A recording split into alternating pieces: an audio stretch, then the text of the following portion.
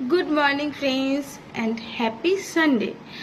এই শনি আর রোববারটা আমার good morning wish করতে অনেকটা দেরি হয়ে যায়, কেন সকাল থেকে আমার ল্যাদ খেতে খেতেই টাইম চলে যায়।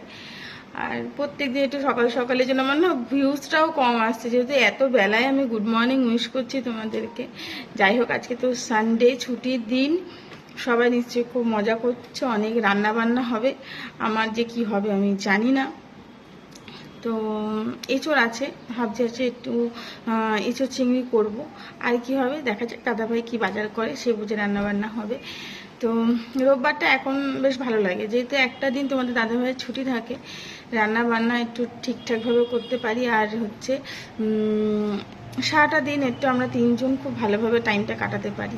আগে কি হতো, আগে তো যেহেতু দাদাভাই শুধু এই ব্যবসাটাই দেখতো, সেক্ষেত্রে সারাদিন যেরকম রোববারটাও সেরকমই যেত।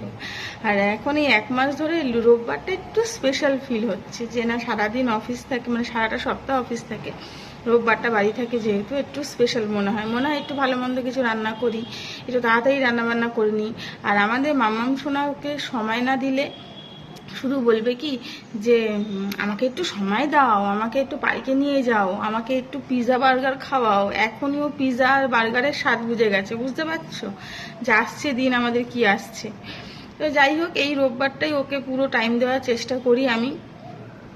তো এইভাবেই আমাদের সানডেটা চলে।